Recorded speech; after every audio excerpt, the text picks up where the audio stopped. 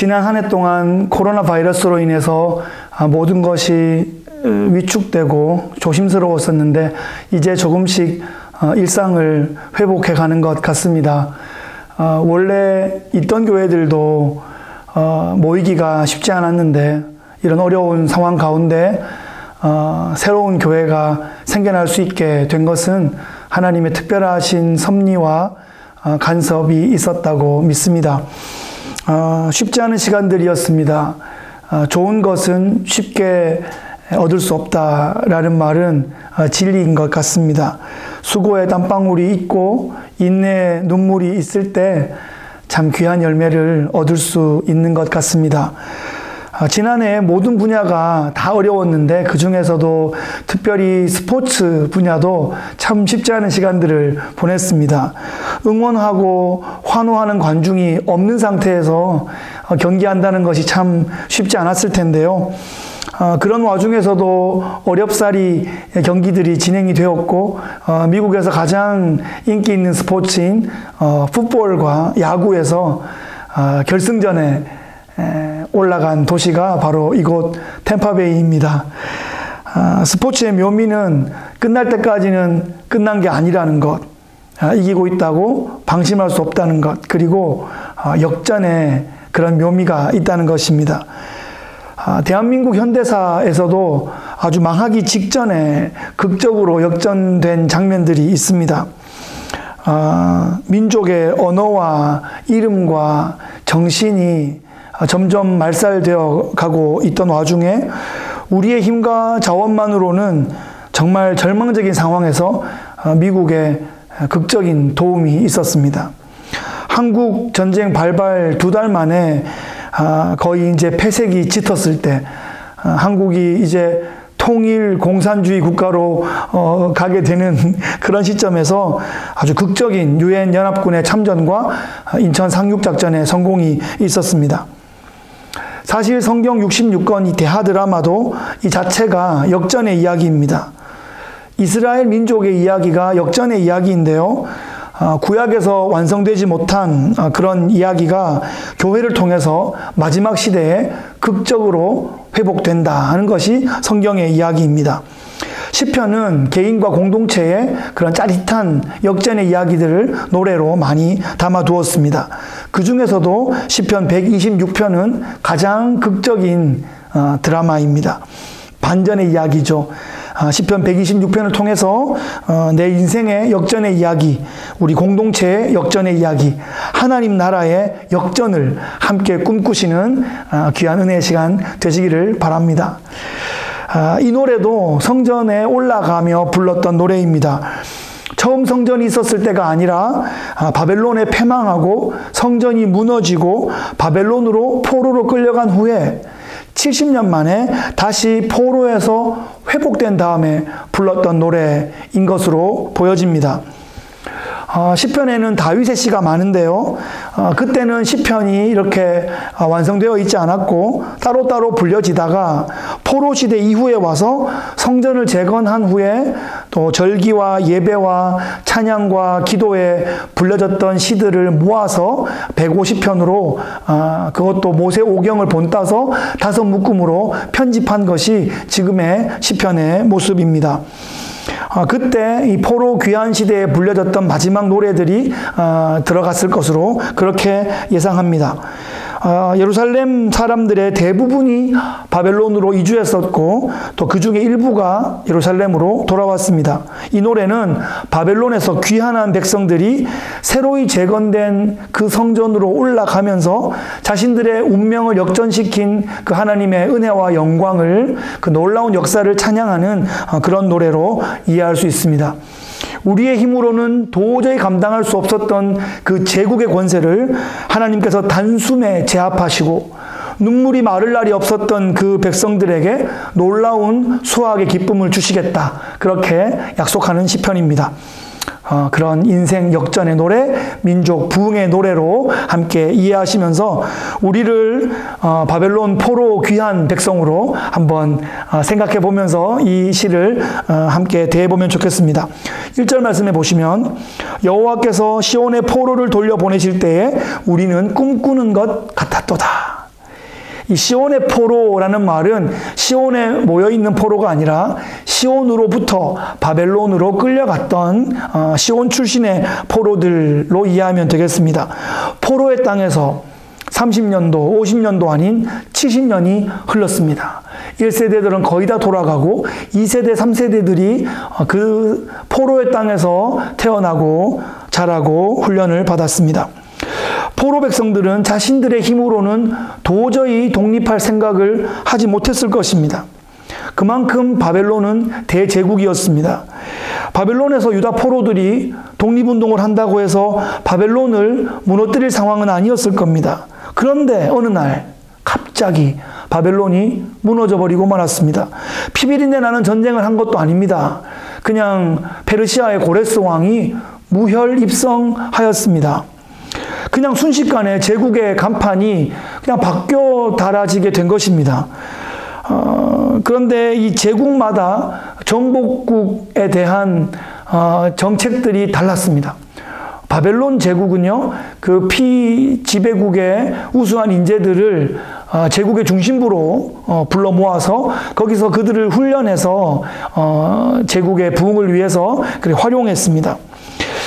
그런데 페르시아는 각 민족을 자기 고향으로 돌아가게 해서 특별히 그들이 섬기는 그 신의 신전을 오히려 짓도록 장려해주고 그리고 나서 제국으로 조공을 바치게 하는 그런 정책을 사용했습니다. 그래서 바벨론의 포로로 있던 유다 백성들이 하루아침에 고향 앞으로 갓! 이렇게 명령을 받게 된 것입니다. 대한민국이 갑자기 독립을 맞게 된 상황과 어찌 보면 비슷합니다. 일본 제국주의에 맞서서 항일운동을 했던 그런 민족의 지도자들조차도 30년이 지나가면서 낙심하고 변절하고 친일로 넘어가고 있을 그런 무렵에 갑자기 일본 천황이 라디오 방송을 통해서 중대 발표를 한다고 하더니 이 시간부로 연합군에 항복한다. 그렇게 발표를 한 것입니다. 라디오에 귀를 기울이고 있던 백성들이 얼마나 놀라고 가슴 벅찼겠습니까? 우리가 계획해서 할 수 있었겠습니까? 우리의 힘과 능력으로 할 수 있는 일이 아니었습니다. 하나님께서 하신 일입니다. 옥고를 치르던 사람들도 석방이 되었고 백성들은 몇 날 며칠을 밥을 먹지 않고 대한독립 만세를 외치고 뛰어다녀도 배고픈 줄 몰랐다고 합니다. 나라의 운명이 절망에서 환희로 극적으로 전환된 것입니다. 2절 말씀에 그때 우리 입에는 웃음이 가득하고 우리 혀에는 찬양이 찼었도다. 그때 문 나라 가운데서 말하기를 여호와께서 그들을 위하여 큰 일을 행하셨다 하였도다. 터져나오는 환희의 웃음소리를 멈출 수 없었습니다. 입에서는 찬양이 흘러나오고 막 목청에서는 찬양이 막 터져나옵니다. 누가 와서 툭 쳐도 허허 웃고 그때 어쩌면 돈을 빌려달라고 하면 그냥 가져가 그랬을지도 모르겠습니다. 누가 보면 다 미친 사람들 같아 보였을 겁니다. 유다 백성들은 제국의 수도에 살다가 이 고향의 흙냄새를 실제로 처음 맡게 되는 사람들이 많다 보니까 그 감흥은 더 특별했을 겁니다. 그들만이 아니라 열방이 이 소식을 듣고 깜짝 놀랐습니다. 어떻게 바벨론 제국이 하루아침에? 어떻게 페르시아는 그런 정책을? 아니 과연 유다 백성들은 그들의 믿음대로 70년 만에 고국에 돌아가 성전을 재건하기까지 과연 이스라엘 하나님이 그들을 위해서 큰 일을 하셨구나. 전에 이스라엘을 무시하고 조롱하던 그 열방들이 입을 딱 벌리고 그렇게 이스라엘의 여호와 하나님의 주권과 능력을 인정하는 그런 놀라운 일이 벌어지게 된 것입니다. 저는 ROTC로 훈련을 받고 장교로 군복무를 했지만 전쟁을 경험해 보지 못했고 독립이나 광복의 그런 경험도 영화로 간접적으로밖에 느껴보지 못했습니다. 그래서 전쟁이 없는 시대는 마치 스포츠가 전쟁 같죠. 2002년 월드컵 때 한국에 있었던 사람들은 그해 여름에 그 찬란한 전쟁 같은 그 시간들을 잊을 수가 없습니다. 조별 예선에서 포르투갈을 이기고 16강에서 이탈리아를 이기고 8강에서 스페인을 이겼습니다. 거리는 사람들로 뒤덮였고 사람들이 차들을 다 막아서는데 화내는 사람이 없었어요. 그래서 사람들이 대한민국 그렇게 하면 차들이 빵빵빵빵빵 이렇게 하면 길을 열어주고 그랬습니다. 그때 제가 서울 사당동 그 달동네 옥탑방 거기에 이제 신혼집을 차렸었는데 이 밤새도록 대한민국 빵빵빵빵빵 그 숭실대학교 학생들의 그 함성 소리와 그 빵빵 소리에 아주 잠을 못 이뤘는데 사실 뭐 잠이 잘 오지 않는 밤이었습니다. 누구 하나 뭐 화내는 사람도 없었고 모두 다 애국자들이었습니다. 전쟁이 없던 시절이니까 무슨 스포츠가 전쟁 같아서 그렇지 실제로 포로민으로 살다가 고향으로 돌아갈 수 있을 때 느꼈던 뭐 그런 마음과는 비교도 할 수 없었을 겁니다.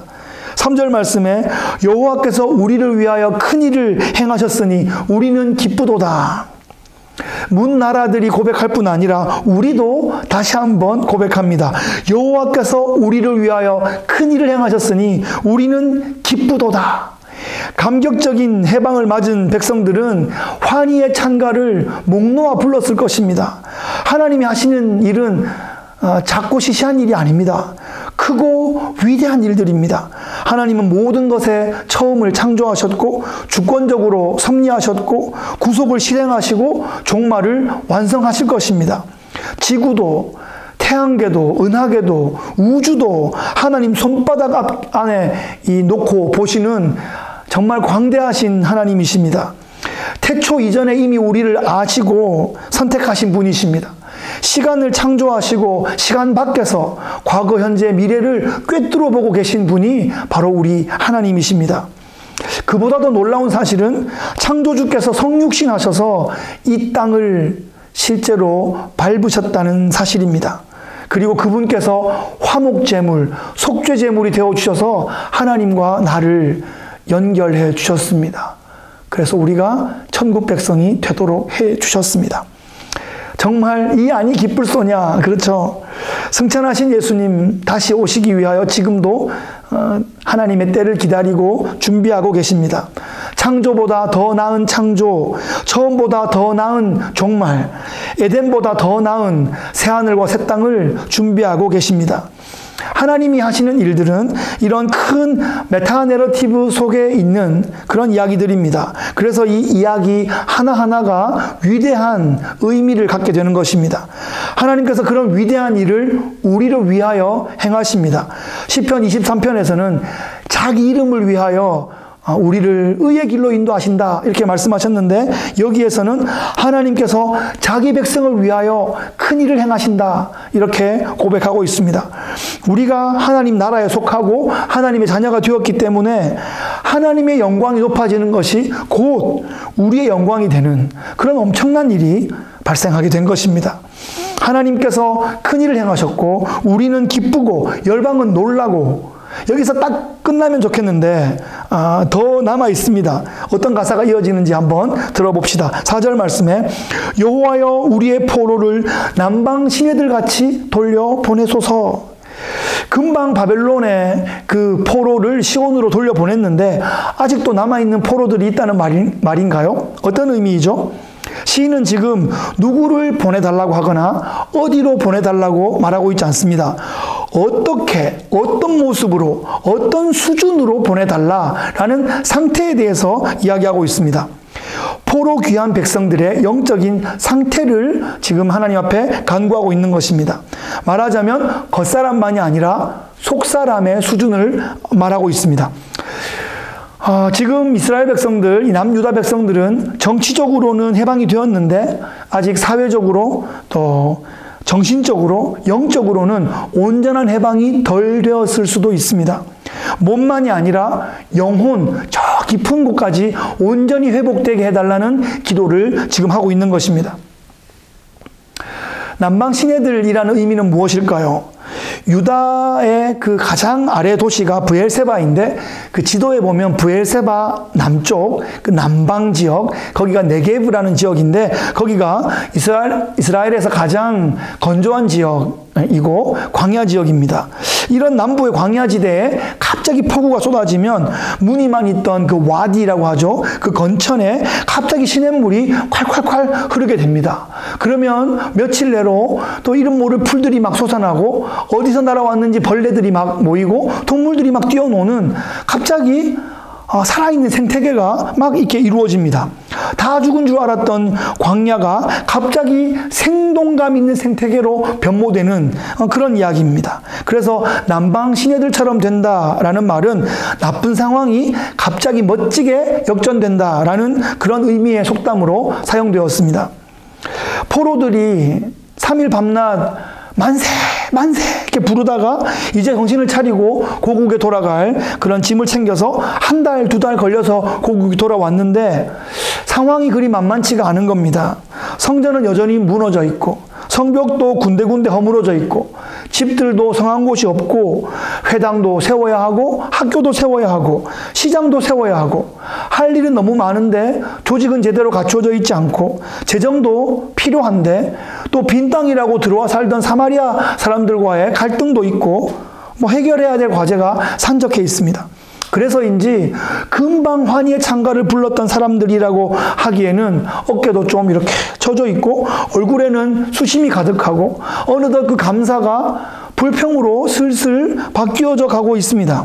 이대로는 안 됩니다. 다시 돌아가야 합니다. 다시 한 번 더 회복되어야 합니다.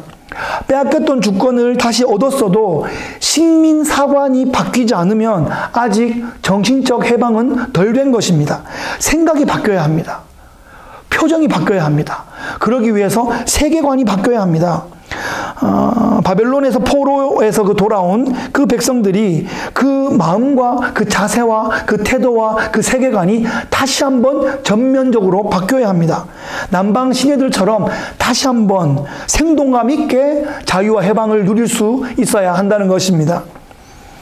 여러분, 사람이 바뀌는 일이 쉽습니까? 사람이 잘 바뀌나요? 사람은 좀처럼 바뀌지 않는 것 같습니다. 그 생각과 그 습관이 좀처럼 바뀌지 않습니다. 그러면 바뀌지 않아도 괜찮을까요? 나를 한번 돌아봅시다. 여러분 구원의 확신 있으시죠?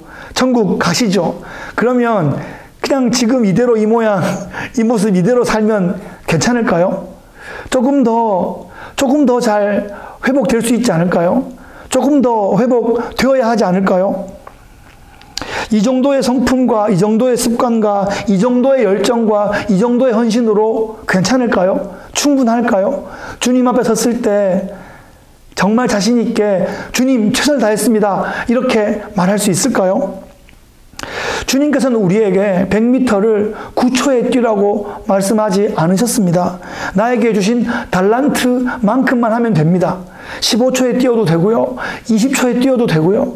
1분에 뛰어도 괜찮습니다. 그런데 뛰지 말고 그냥 누워 있어라. 이렇게 말씀하지는 않으셨다는 것입니다.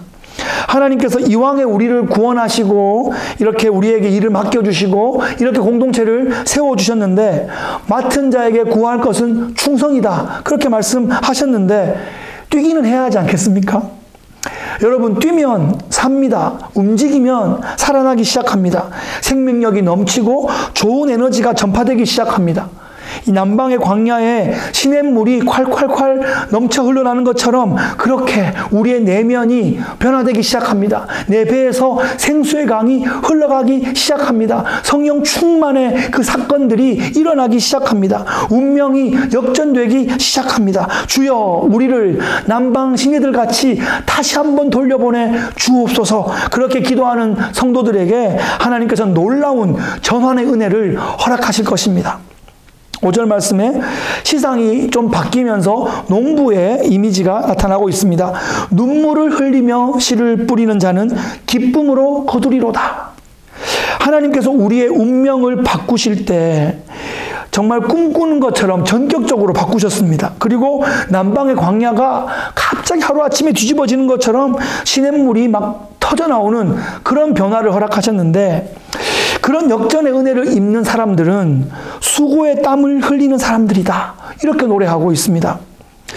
내가 노력해서 이 구원을 쟁취하는 것은 아니지만 하나님께서는 소망을 품고 수고하는 그런 사람들에게 놀라운 은혜를 부어주시겠다. 그렇게 약속하시는 것 같습니다.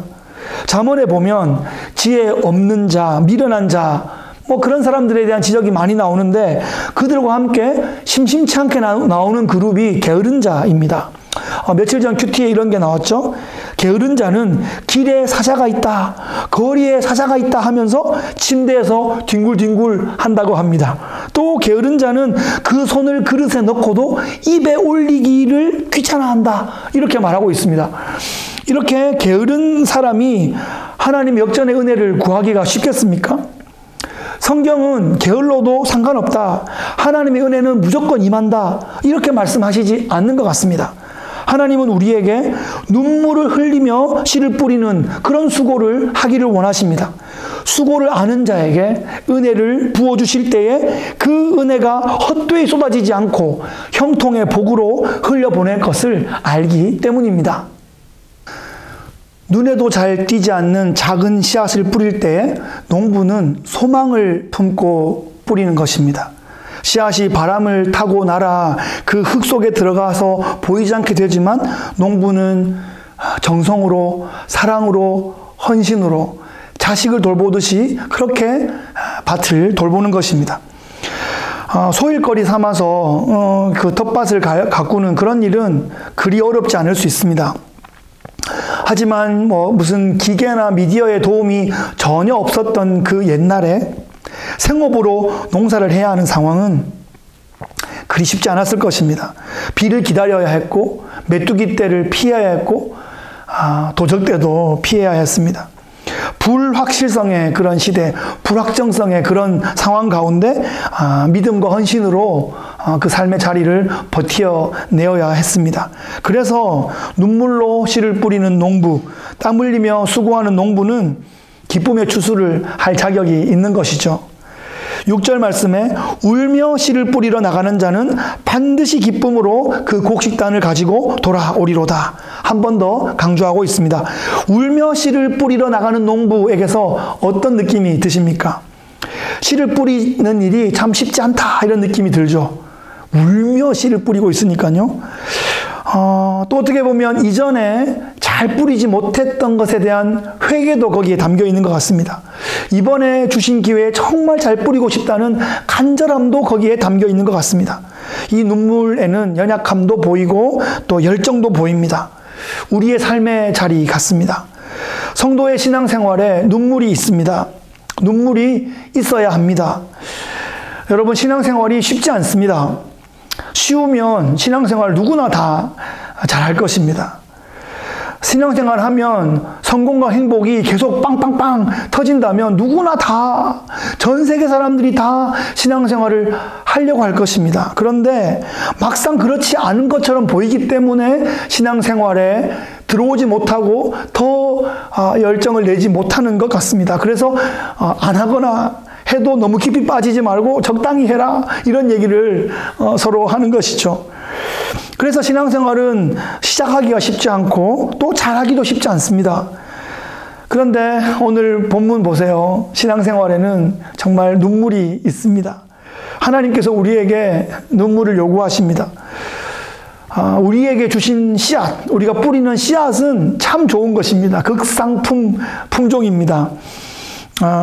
우리의 눈물이 그 씨앗에 떨구어질 때 그 씨앗이 싹을 틔우게 될 것이다, 그렇게 말씀하고 있습니다.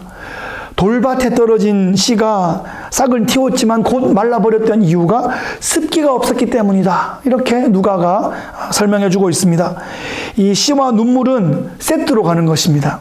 눈물의 씨앗, 눈물로 그 씨앗을 적셔서 그 씨앗을 뿌리는 것입니다. 그 눈물 젖은 씨앗을 뿌리는 농부는 반드시 기쁨으로 추수단을 거두게 될 것이다, 그렇게 약속해 주고 있습니다. 정말 이것은 확신이며 선포이며 약속입니다. 우리가 구원받은 것은 하나님의 능력으로 받은 것입니다. 그런데 그 구원을 가꾸어 가고 열매를 맺는 것은 눈물의 수고가 필요합니다. 하나님께서 비도 주시고 바람도 주시고 적당한 기온도 주시고 모든 필요한 것들을 다 공급하십니다. 그런데 우리가 해야 할 수고와 노력이 거기에 있어야 한다는 것입니다. 이것이 뭐 있어도 되고 없어도 되고 하는 것은 참된 기독교 신앙이 아닙니다. 우리는 구원받은 그 자리에 가만히 있으면 안 됩니다. 아이가 태어나면 학교도 졸업하고 가정도 꾸리고 점점 유익한 사람으로 성장해 나가야 합니다. 그것처럼 구원받은 성도도 점점 새롭게, 점점 성숙되게, 점점 유익한 사람으로 그렇게 형통의 삶을 사는 사람으로 성장해 나가야 하는 것입니다. 눈물을 흘리며 씨를 뿌리는 그런 성도의 삶에 그 메마른 광야에서 생명의 생수가 터지는 그런 기적적인 역사를 보게 하실 것입니다. 한 번 사는 인생 중에 우리가 정말 주님 만나 구원받아서 천국의 영광을 이미 얻었는데 우리가 고만고만하게 살다가 주 앞에 가는 것은 너무 아쉽지 않습니까? 나에게 맡겨진 이 무대에 최선의 노력을 다해서 하나님과 가족들 앞에서 또 공동체 앞에서 이 시대와 우리의 지역 앞에서 정말 감동을 줄 수 있는, 정말 하나님 살아계시구나 하는 그런 탄성이 나오게 하는 그런 삶이 되기를 축복합니다. 말씀을 정리하겠습니다. 오늘 말씀의 제목은 역전의 은혜를 경험하는 공동체입니다. 광복의 기쁨, 해방의 기쁨, 독립의 기쁨, 귀환의 기쁨, 이런 기쁨이 이 시의 배경에 깔려 있습니다. 그런데 진정한 기쁨은 우리가 구원받은 기쁨입니다. 아멘? 네, 그렇습니다. 어떤 일도 구원보다 더 큰 일은 없습니다. 그 어떤 일도 내가 구원받은 일보다는 작은 일입니다. 어떤 사람의 어떤 말 한마디, 어떤 행동 하나, 그에 대한 작은 오해 때문에 그 놀라운 구원을 상하게 하는 그런 어리석은 행동을 해서는 안 될 것입니다. 구원은 그렇게 하찮은 것이 아닙니다. 하나님은 나를 구원하시기 위해서 아들을 십자가에 내어주셨습니다. 최소한 내 아들을 걸 만한 일이 아니면 그것은 나의 구원의 장애물이 되어서는 안 되는 것입니다. 우리에게 역전이 필요합니다. 열심히 달리고는 있는데 여러 가지 물리적인 그런 장벽, 심리적인 장벽, 영적인 장벽들이 느껴집니다. 어려운 시대에 놀라운 하나님의 은혜와 섭리로 교회는 시작되었는데 아직 홈페이지도 열리지 않았고 교회 간판도 없고 마이크도 좀 듣기에 불편하고 계단도 가파르고 영상 또 사고도 또 나기도 하고 이런 일이 자꾸 발생합니다. 여러 가지 어려운 일들이 있지만 눈물로 씨를 뿌리고 있기 때문에 반드시 기쁨의 단을 거두게 하실 것입니다. 반드시 역전의 은혜를 경험하게 하실 것입니다. 뒤집어지는 은혜의 역사가 벌어질 것입니다. 하나님께서 우리에게 제국을 뒤집어 엎어라 이렇게 일을 맡기지는 않으셨습니다. 그런 큰 일은 하나님께 맡겨드리고 우리는 우리에게 맡겨주신 그 지역을 눈물로 씨앗을 뿌리고 가꾸는 그 일을 감당하면 되는 것입니다. 하나님께서 준비하신 그 역전의 은혜, 그 반전의 드라마가 분명히 있을 것입니다. 하나님께서 우리에게 기쁨의 열매를 거두게 하실 것입니다. 나중에 천국에서는 물론이겠거니와 이 땅에서도 이미 천국 같은 공동체를 경험하게 하실 것입니다. 그런 역전의 드라마의 주역들 되시는 귀하신 성도님 되시기를 주의 이름으로 축복합니다.